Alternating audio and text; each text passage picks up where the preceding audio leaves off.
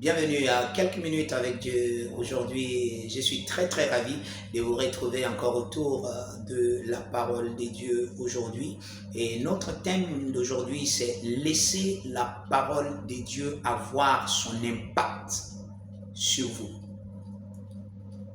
Oui, quelquefois, vous voyez, on entend les gens parler et dire quand l'Esprit va me saisir, quand l'Esprit de Dieu, quand le temps de Dieu arrive, voilà, et tout ceci. Vous savez, il y a des choses que Dieu fait, mais il y a d'autres que vous faites. Si le Seigneur a permis que vous entendez sa parole, si le Seigneur a permis que votre cœur reçoive sa parole, il a permis que vous puissiez accepter sa parole comme la vérité. Maintenant, vous êtes chrétien.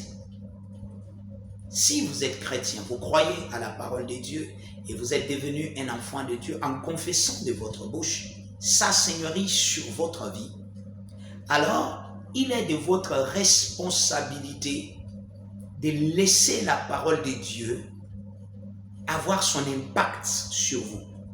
La Bible dit dans Colossiens le chapitre 3 et le verset 16, il dit que la parole de Dieu habite richement parmi vous.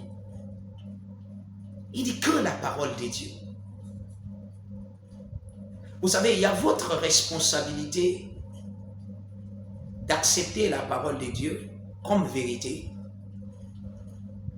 Et il y a votre responsabilité de reconnaître la grandeur de la parole de Dieu.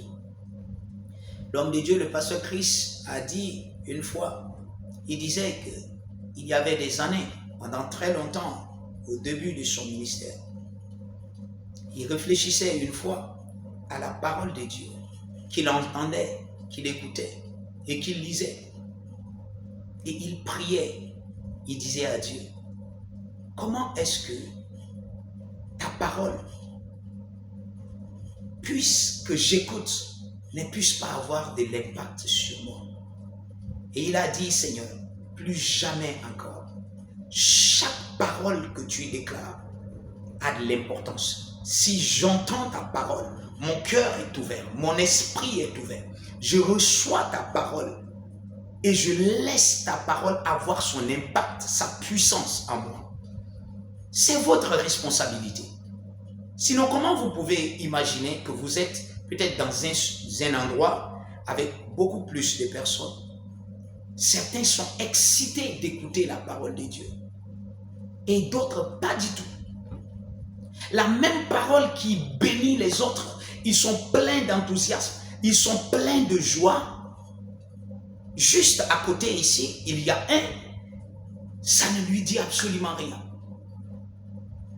Parce que tout ceci, vous n'allez pas dire que ok, cette parole est destinée pour telle personne et que cette parole aujourd'hui, l'autre n'a rien à voir. Il y a des gens qui peuvent aller dans la maison du Seigneur et ressortir encore plus découragés que quand ils sont rentrés dans la parole de Dieu. Est-ce que c'est la responsabilité de Dieu? Dieu l'a déjà fait. Il dit soyez toujours joyeux. Il l'a déjà délivré dans sa parole. Le psalmiste a déclaré cela en esprit. Il dit, je suis dans la joie quand on me dit, allons dans la maison du Seigneur. Est-ce que c'est Dieu qui a fait ça? Il sait qu'aller dans la maison du Seigneur n'est pas juste, c'est pas juste des pratiques religieuses. Non, c'est aller dans la maison du Créateur. Comment est-ce que vous allez à l'église? Comment est-ce que vous recevez la parole de Dieu? Tout cela dépend de vous. Comment est-ce que vous vous préparez pour recevoir la parole de Dieu? Chaque fois que vous entendez la parole de Dieu, vous vous attendez à ce que ça vous fasse quelque chose. Vous devez au contraire vous préparer à l'avance. Aujourd'hui, Seigneur, ta parole me bénira. Vous savez, vous serez bénis partout. Quelquefois, vous serez au milieu des gens. Les gens seront en train de parler et vous allez entendre Dieu parler au milieu de ces personnes. Ça peut ne même pas être l'enseignement de la parole de Dieu. Mais comme tellement votre cœur est disposé, votre esprit est disposé à écouter Dieu, vous pouvez entendre Dieu partout. Préparez-vous. Ne laissez pas la parole de Dieu ne rien signifier pour vous. Jésus a dit, à cause de vos traditions, vous avez rendu ma parole sans effet. Oui, vous pouvez, vous avez, n'est-ce pas, la responsabilité de rendre la parole de Dieu réelle dans votre vie et elle aura tout son sens et tout son pouvoir en vous. Alléluia. Que Dieu vous bénisse.